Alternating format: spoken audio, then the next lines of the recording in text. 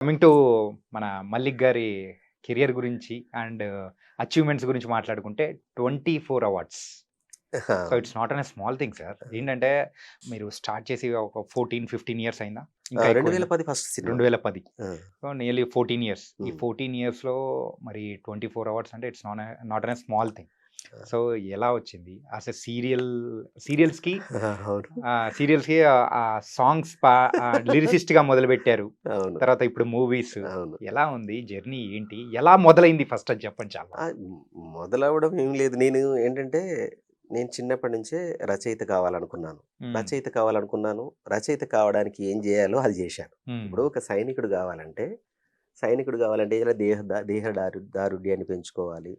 హ్మ్. హ్మ్. తర్వాత ప్రతిరోజు ప్రాక్టీస్ చేయాలి. అప్పుడు అతను స్పోర్ట్స్‌మెన్ గాని, లేకుంటే సైనికుడు గాని అవుతాడు. సైనికుడిగా గాని ఓకే. రచయిత కావాలనుకున్న వాళ్ళు ఏం జేయాలి? ఫస్ట్ చేయాల్సిన పని చదువుకోవాలి. ఓకే. చదువుతో పాటు ఇతరత్ర పుస్తకాలు, అకాడమిక్ చదువుతో పాటు ఇతరత్ర పుస్తకాలు చదువుకోవాలి. మనం ఏ పాటైనా నేను గీత రచయిత కావాలనుకున్నాను. హ్మ్. గీత రచయిత కావాలనుకుంటే ఏం జేయాలి? చదువుకోవాలి. హ్మ్. చదవాలి.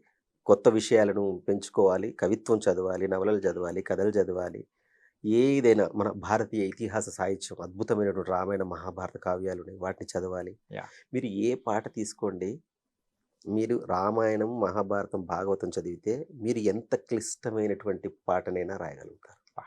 నిజం సార్. ఇప్పుడు సినిమాలు కూడా ఇప్పుడు ఏదైనా స్టోరీ తీసుకోవాలి అనంటే దాన్ని ఇన్‌స్పిరేషన్‌గా మహాభారతం, రామాయణం, భాగవతం వీటి ఆహ్, నుంచే తీసుకుంటున్నారు. అన్ అన్ అంటే భా భారతం ఎంత గొప్పదంటే, అందులో లేనిది ఏదీ లేదు. హ్మ్. ప్రపంచంలో ఉన్నది అందులో ఉంటది. అందులో ఉన్నది ప్రపంచంలో ప్రపంచంలో ఉంటది. ఉంటది. అందులో ప్రపంచమే అది. హ్మ్. అంటే భారతం అంత గొప్పది. హ్మ్. రామాయణంలో అద్భుతమైనటువంటి మానవీయ విలువలుంటాయి. రామాయణం ఇప్పటికి చాలా మందికి అర్థం కాలేదు. అదంత గొప్ప మహాకావ్యం. ప్రతి హ్మ్. క్యారెక్టర్ అద్భుతం.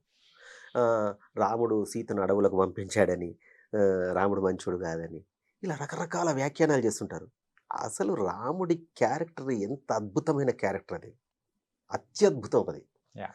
ఒక పురుషుడు ఎలా ఉండాలనో అలా ఉన్నాడతను. ఒక రాజు ఎలా ఉండాలో అలా ఉన్నాడు. ఒక కొడుకు ఎలా ఉండాలో అలా ఉన్నాడు.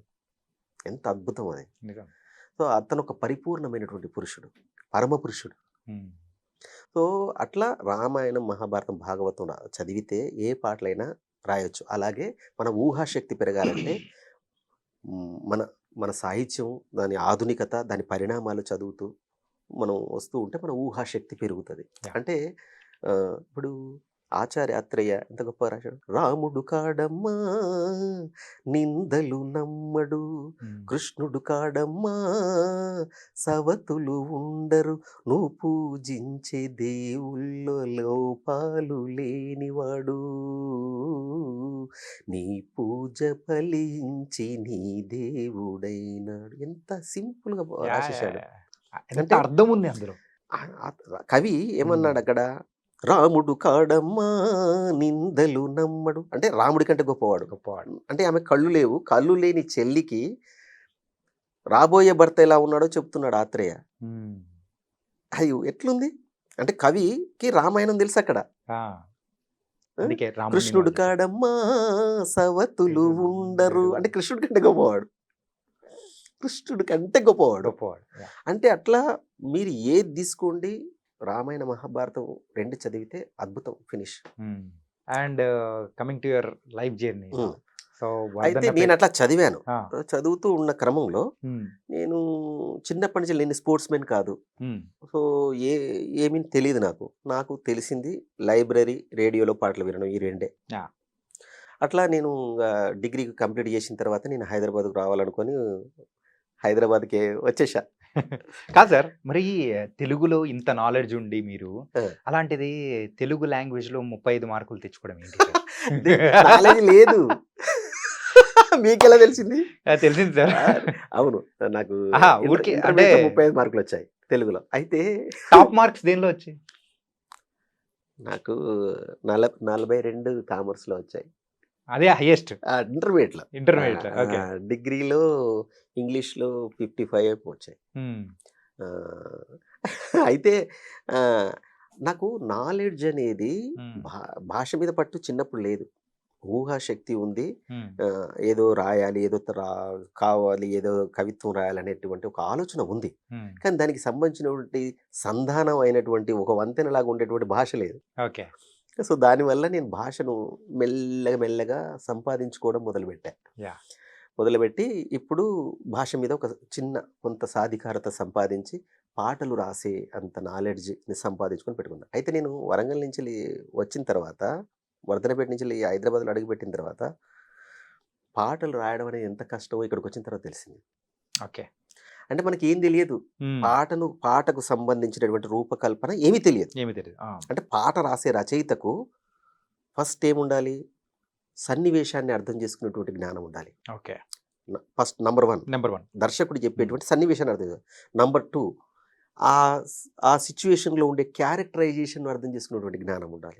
నంబర్ 2 ఆ సిట్యుయేషన్‌ను ఏ భాషా సాంద్రతలో రాస్తే ప్రజలకు రీచ్ అవుతుందనేది తెలియాలి. Number 3. Okay. Number 4 important, very, very, very important, ట్యూన్‌కి పాట రాయడం రావాలి.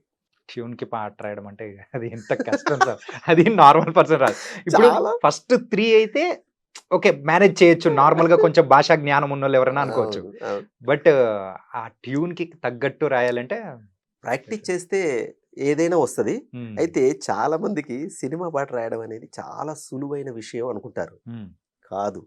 హుహు. చాలా కష్టతరమైనటువంటి విషయం. అయితే పని తెలిసిన వాళ్ళు చాలా సులువుగా చేసేస్తారుగా. యాహ్! అట్లా అనుభవంతోని సులువుగా రాయడం వస్తది. నేను ఒకరోజు 5 పాటలు, 6 పాటలు, 7 పాటలు రాసిన. 5, 6 పాటలు హ్మ్. ఒక్క రోజులో. అట్లా రాసిన రోజులున్నాయి. ఇప్పుడు నేను కోయిలమ్మకి 550 పాటలు రాశానంటే ప్రతిరోజు ఒక పాట రాయాలి. 2 పాటలు రాయాలి, 3 పాటలు, 4 పాటలు కూడా రాయాలి. అదే సార్ 'కోయిలమ్మ' సీరియల్‌కి మీరైతే 550 పాటలు రాసారంటే అమ్మా! అయితే విని ఏంటిది అని అనిపించేది. 550 పాటలు హౌ సార్ అసలది?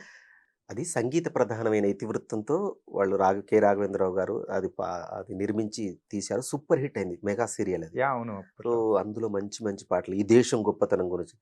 గంగా, సింధు, కావేరి, యమునలు, కృష్ణ, గోదారి, తుంగమ్మ పెన్నలు, ధనధాన్యాలు పండించు జలసిరి మనదిలే, జగతికి వెలుగుల జ్ఞానము పంచిన పుణ్యపుడమి ఇది మనదిలే, నరుడికి విలువల నడతను నేర్పిన శాంతి కపోతం మనదిలే.